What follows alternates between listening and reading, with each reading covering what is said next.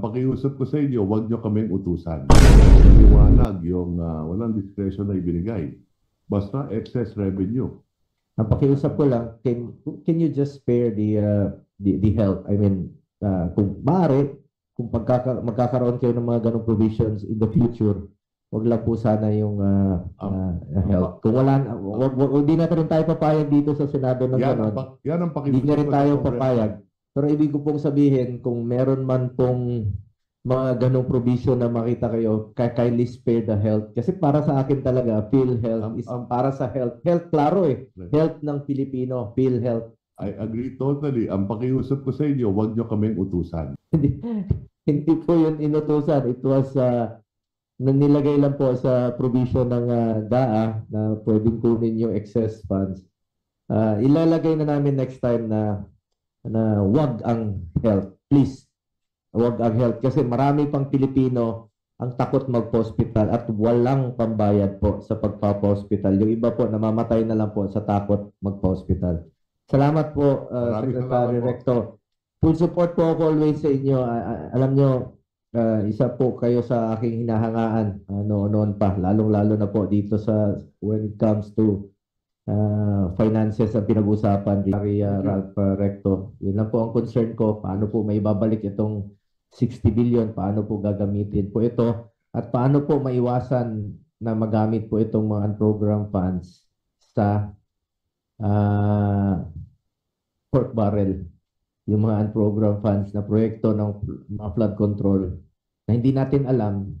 Pag nandiyan dyan yung excess collection na pinaghirapan nyo rin po ito, kayo pong nagkolekta nitong excess collections, tapos pagdating po sa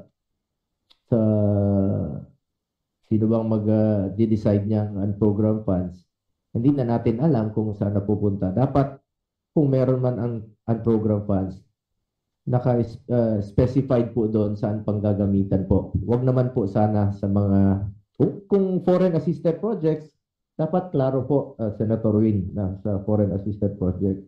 Huwag naman yung masyadong broad na pwedeng gamitin sa iba't ibang proyekto na hindi na natin kontrolado. At alam mo yun, alam natin yun na hindi na natin kontrolado saan napupunta yun. At nagiging source na po ng corruption at ginagawa pong gatasan ng iilan po. Concern lang po ako sa pera ng gobyerno. Dapat po yung maibalik po sa taong bayan at nagagamit po sa tama. Yes, maraming salamat sa inyong katanungan sa aking kaibigan, Senator Bongo, na kasama ko sa layunin na ma-improve ang kalusugan dito sa ating bansa. Having said that, alam po ninyo, yung record naman natin nung tayo nandito sa Senado, ay tutol naman talaga tayo dyan sa mga unprogrammed funds na yan.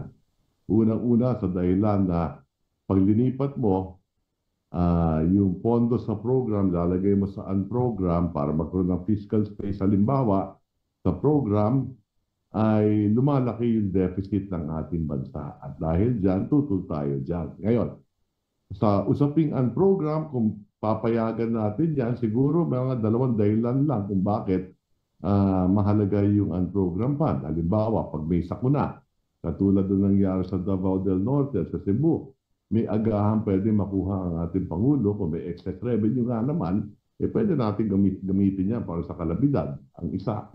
Ang pangalawa, halimbawa, hindi nakasama sa cut-off ng DBM yung paggawa ng NEP na may mga foreign assisted project na dumating after the cut-off nung ginawa yung NEP. At maganda naman yung mga foreign assisted projects na yan, ay pwede mapondohan yan kung nandun sa unprogram. So, to me, only for these two reasons na pwede magkaroon ng unprogram. Siguro pwede natin tignan as a percentage of the budget, 1%, 5% of the budget, pwede siguro unprogram. Something like that. No? But only for these two purposes. Ngayon, tungkol naman doon sa nabanggit nyo na PhilHealth o yung excess revenue ng GOCC. Katulad nung sinabi natin dito nang tayo tinawag sa Kongreso para magpaliwanag tungkol dyan, ay inutusan po tayo ng Kongreso. Sinabihan tayo base sa 2024 GAA, mandated, the DOF shall. Inutusan tayo ng Kongreso noon, kaya natin ginawa yun. Ano po? At tama po yung sinabi nyo, nagkaroon ng Supreme Court decision na nag-TRO, instead of 89 billion, yung 30 billion, winito, yung 60 billion na gamit natin. At naipaliwanag na natin yan dito. Marami dyan, hindi man kalahati, napunta doon sa mga health workers na tumulong ng panahon ng pandemic. Mahigit 27.5 billion. At maraming iba dyan na gamit from health to health. No? Ngayon, katulad doon nabanggit ko, para magkaroon ng fiscal space sa Kongreso, linipat yung ibang priority programs ng ating Pangulo sa program and some other foreign assistance projects together with flagship projects na yun naman ang pinondahan, karamihan din, doon sa program noong 2024. Now, directly, saan manggagaling yung 60 billion na ibabalik natin sa PhilHealth na nakuha natin noong 2024? Nabayaran na rin natin yung mga health workers, nabayaran na rin natin yung mga ibang medical assistance programs na kapaloob ngayon yan sa GAB, sa General Appropriations Bill ng House. Naisingit na natin dyan yung 60 billion na dinagdagan natin ang Department of Health budget na ibibigay sa PhilHealth na mahigit 60 billion in next year's budget sa 2026. Ano po? Saan kinuha yung 60 billion? Napag-usapan natin ng Pangulo na kung babawasan natin ang budget ng DPWH doon sa flood control na mahigit 250 billion. Sabi ko sa Pangulo, I recommended na yung 60 billion ibigay na natin sa PhilHealth dahil hindi na natin kailangan. Ibigay na natin sa PhilHealth yung 60. Ngayon yung 190, meron tayo mga minimum na ginawa at sinundan naman ng Kongreso ngayon doon sa GAB. Na karamihan dito mapupunta sa edukasyon, sa kalusugan, halimbawa, at sa agrikultura, at may mga ilang pang mga department. No? So, yan, matatanggap ninyo yan. Ipasala ng Kongreso ng Lunes yan, kahapon. So, pagbalik ninyo ng session, matatanggap ninyo yung version ng House sa budget for 2026. Makikita nyo nakapaloob doon yung 60 billion na ibabalik sa PhilHealth. And finally, ang isa pang komentaryo dahil nabanggit ninyo yung tungkol sa yung pera ng PhilHealth ay dapat mag-gastos na pangkalusugan, sang-ayon tayo dyan.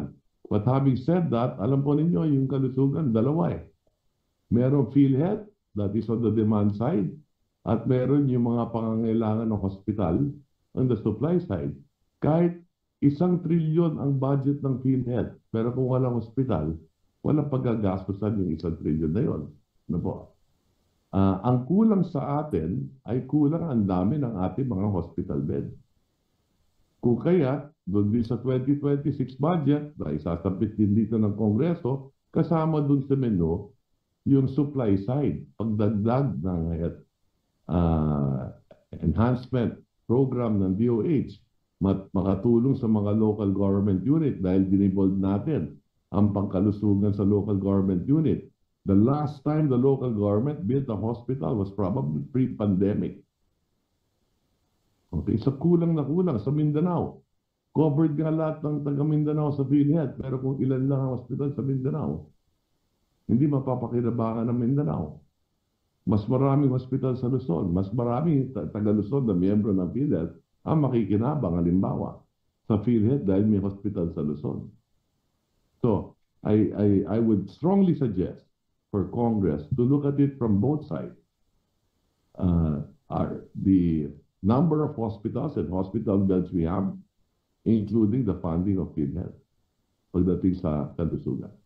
So maraming salamat sa inyong katanungan, sir. I agree with you, no? In fact, nung chairperson po ako ng Committee on Health, with your support noon sa 18th Congress, na talagang pinaglaban natin yung mga additional hospital beds, renationalization, kung kakailanganin, dahil maraming mga probinsya po na walang sariling hospital, kaya DOH po nagdadala, at marami tayong sinusuportahan na mga hospital at mga health centers. At pakiusap ko lang sa Secretary Recto, tulungan niyo rin po ito to make it operational at dapat magamit po mula Luzon, Visayas hanggang Mindanao.